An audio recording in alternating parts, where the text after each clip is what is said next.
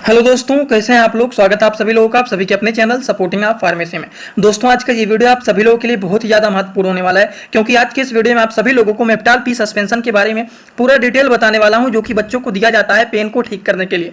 इस वीडियो में पूरा का पूरा डिटेल बताऊंगा। मेप्टाल पी सिरप क्या होता है, क्या काम होता है, किस तरह से दिया जाता है, किस लोगों को नहीं दिया जाता है, इनके साइड इफेक्ट क्या होते हैं और इनके डोज के बारे में एक बात आज आप लोगों को पूरी तरह से क्लियर हो जाएगा कि बच्चों को डोज कैसे बना करके दिया जाता है। यह डाउट तो पूरी तरह से यहां पर क्लियर कर दूंगा, तो ध्यान से पूरा देखना। अगर किसी को कुछ ना समझ में आए तो कमेंट बॉक्स में जरूर बताना। और हाँ, डोज से रिलेटेड जो ज़्यादा दिक्कत रहते हैं कि बच्चों को कितना डोज देना चाहिए, कितना नहीं देना चाहिए, कैसे देना है, कैसे हमको पता लगेगा, सारी बात यहाँ पर समझ में आ जाएगा, तो पूरा जरूर देखना।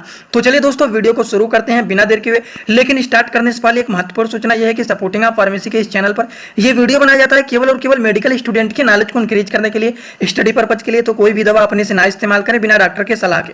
दोस्तों, ये है मेप्टाल पी सस्पेंशन। ये जो मेप्टाल पी होता है, ये टोटल दोस्तों 60 ml के हैं। अब देखिए, मेप्टाल पी के बारे में आप लोगों को यहाँ पर बहुत सारी बातें बताऊंगा कि मेप्टाल पी जो सस्पेंशन होता है, इनका काम क्या होता है, इनका डोज क्या होता है, डोज को कैसे कैलकुलेट किया जाता है कि कितने अमाउंट में किसको देना है, इसके कंट्रा इंडिकेशन क्या होते हैं, मतलब किस तरह के लोगों को इसको नहीं देना चाहिए, इनके साइड इफेक्ट क्या देखे जाते हैं। अगर मान लीजिए किसी को ये दिया गया और उनके अंदर कुछ लक्षण दिखाई दे रहे हैं तो उस तरह के लोगों को ये दवा रोक देना चाहिए।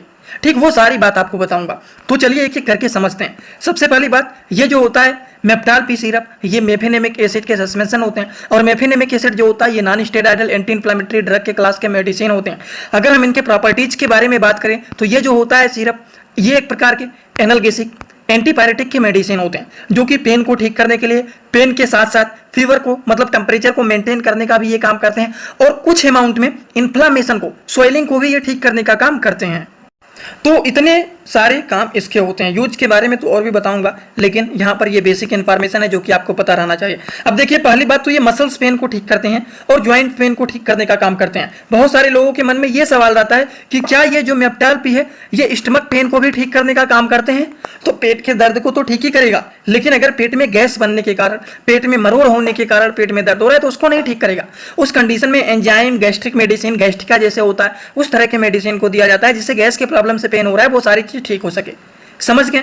तो ये सारी चीजों को ये ठीक करने का काम करते हैं। Muscles pain, joint pain, temperature को मेंटेन करने के लिए, हल्का फुल्का स्वेलिंग है उसको ठीक करने के लिए मेप्टाल पी सिरप का यूज किया जाता है। इसका डोज के बारे में बात करें तो 5 से 6 mg प्रति किलोग्राम के बेसिस पर इसको दिया जाता है, और इसको 7 दिन से ज्यादा यूज नहीं करना चाहिए, ये भी जानकारी रहना चाहिए। 5 से 6 mg प्रति किलोग्राम के बेसिस पर देना है। अगर बच्चा 1 किलोग्राम का है तो उसको आप 5 mg दे सकते हैं, 6 mg दे सकते हैं। लेकिन यहां पर एक डाउट लोगों को आ जाता है कि mg कैसे हमें पता चलेगा। सिरप के जो ये ढक्कन होते हैं, यहां पर तो ml लिखा हुआ रहता है। यहीं पर लोग कंफ्यूज होते हैं कि जो ढक्कन होता है, ऊपर का जो कवर होता है, यहाँ पर 2.5 ml, 5 ml ये लिखे रहते हैं, तो हमें mg कैसे पता चलेगा। तो चलिए डोज के कैलकुलेशन को भी आपको समझा देता हूं कि mg कैसे पता चलेगा। यहाँ पर देखिए साफ साफ लिखा गया है कि 5 ml, मतलब 5 ml का जो ढक्कन होता है वो टोटल 100 mg के होते हैं। ये बात समझ में आ गया। अब इसी चीजों को हम यहाँ पर पहले तो वीडियो को छोटा कर देता हूं और रख देता हूं इसको साइड में। यहां पर कह रहा है कि 5 ml का जो ढक्कन होता है वो कितने mg का होता है, वो होता है 100 mg का। और मैंने क्या बताया है कि अगर बच्चा 1 किलोग्राम का है तो उसको आप 5 से 6 mg दे सकते हैं। तो अगर मान लीजिए बच्चा 10 किलोग्राम का है और उसको दर्द हो रहा है, फीवर हुआ है, हल्का फुल्का टेम्परेचर बढ़ा हुआ है, तो 10 किलोग्राम का अगर बच्चा है तो उसको आपको कितने ml में देना है। अगर 5 ml 100 mg का है तो 1 ml निकालिए कितने mg का होगा, तो 20 पंजे 100, मतलब 1 ml आपका जो है वो 20 mg का है। तो अगर 10 किलोग्राम का बच्चा है तो कितना हो जाएगा, 10 किलोग्राम का बच्चा अगर है, 10 किलोग्राम का बच्चा है, मान लीजिए हम 6 ml के बेसिस पर ही दे रहे हैं, 6 mg दे रहे हैं अगर हम, तो 6 गुणे कितना कर लेंगे, 10 कर लेंगे, तो इक्वल टू कितना हो जाएगा, 60 हो जाएगा। कितना, 60 mg। और 60 mg अगर 20 ml के 20 के हिसाब से निकालेंगे तो 20 तियां 60, मतलब बच्चे को 3 ml देना है। अभी भी आपको थोड़ा बहुत अगर कंफ्यूजन है तो एक बार फिर से पूरी बात बता रहा हूं कि जो 5 ml का ढक्कन होता है वो टोटल 100 mg का होता है। तो अगर हम 1 ml का हिसाब निकालें कि 1 ml में कितना mg होगा, तो 1 ml में 20 mg होगा, 20 पंजी 100 होता है ना, तो कितना हो जाएगा 20 mg होगा 1 ml में। तो अगर मान लीजिए बच्चा 10 किलोग्राम का है तो कितना होगा, और नहीं 10 किलोग्राम तो अभी हटा ही देता हूं कि अगर बच्चा 1 किलोग्राम का है, 1 kg का है, तो उसको कितना ml देना है, उसको आप दे सकते हैं 5 से 6 mg, 5 से 6 mg दे सकते हैं अगर 1 किलोग्राम का बच्चा है। तो मैंने बताया कि अगर मान लीजिए बच्चा 10 किलो का है तो 10 किलो का है तब कितना देंगे, अब 5 mg 6 mg आप 1 किलोग्राम के बच्चे को दे सकते हैं, 5 से 6 mg तक दे सकते हैं। तो 10 किलोग्राम का बच्चा है तो कितने mg दे सकते हैं आप उसको, कितने ml दे सकते हैं, क्योंकि ढक्कल तो ml में होता है।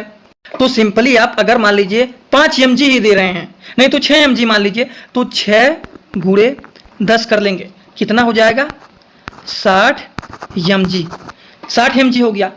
और 20 mg का 1 ml होता है, तो 3 ml का कितना mg होगा, 3 ml का 60 mg होगा, 20 तियां 60, मतलब 10 किलोग्राम के बच्चे को 3 ml देना है। ढक्कन में 2.5 ml जो लिखा रहता है उससे थोड़े से ऊपर दे देंगे तो वो 3 ml हो जाएगा। तो इस तरह से डोज को कैलकुलेट किया। दोस्तों इसी तरह से मैं आप सभी लोगों के लिए एक बुक बनाया हूं जिस बुक का नाम है A to Z medicine book. ये दोस्तों जो बुक है ये टोटल 600 पेज का है, जिसमें आप लोगों को टोटल 46 चैप्टर मिल जाएंगे और साथ ही साथ आप लोगों को 46 वीडियो लेक्चर भी मिल जाएगा हर एक चैप्टर का। ये दोस्तों जो बुक है ये टोटल 499 रुपए का है। ये बुक आप लोगों को व्हाट्सएप पर PDF के फॉर्मेट में दिया जाता है। और अगर आप लोग इस बुक को लेना चाहते हैं, अगर आप मेडिकल के छात्र हैं, प्रैक्टिस करने वाले छात्र हैं, तो आप लोग इस वीडियो के कमेंट बॉक्स में जाना, आप लोगों को एक लिंक मिल जाएगा। जब आप उस लिंक पर क्लिक करेंगे तो डायरेक्ट आप व्हाट्सएप पर पहुंचेंगे, उसी नंबर पर पेमेंट करना है, वहीं पर आपको बुक और पूरे बुक का वीडियो लेक्चर मिल जाएगा। ये बुक PDF के फॉर्मेट में मिलेगा आप लोगों को। जो लोग लेना चाहते हैं जरूर इस बुक को परचेज करें, जिसमें हजारों प्रकार की दवाइयों का नॉलेज आपको मिल जाएगा।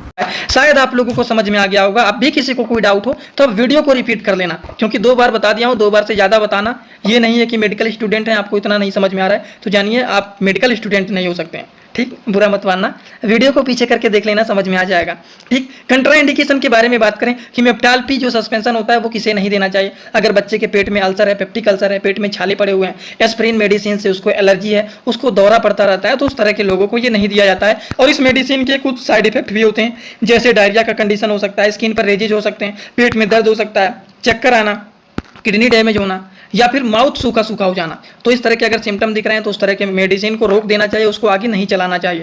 तो आई होप आप सभी लोगों को जिस मेडिसिन के बारे में बताए हैं वो है मेप्टाल पी सस्पेंशन। ये क्या होता है, इसका क्या क्या काम होता है, इसका डोज क्या होता है, डोज को कैसे कैलकुलेट किया जाता है, इसके कंट्रा इंडिकेशन क्या होते हैं, मतलब किसे नहीं देना चाहिए, इसके क्या साइड इफेक्ट होते हैं, सारी बात आप लोगों को यहाँ पर बता दिया हूँ। शायद ही कोई ऐसा होगा जिनको अब भी नहीं समझ में आया होगा। अगर वीडियो अच्छा लगा हो तो मेरा रिक्वेस्ट है आप सभी लोगों से प्लीज़ चैनल को सब्सक्राइब कर दें, वीडियो पे एक कमेंट जरूर करें कि आज का वीडियो कैसा लगा। और अब भी किसी को कोई डाउट है तो आप सपोर्टिंग आप फार्मेसी इंस्टाग्राम में सर्च करके डायरेक्ट पर्सनली अपनी बातों को पूछ भी सकते हैं, इंस्टाग्राम में भी आप जुड़ सकते हैं, ठीक। तो चलिए आज का वीडियो यहाँ पर होता है complete. Thanks for watching, like comment share and subscribe this channel.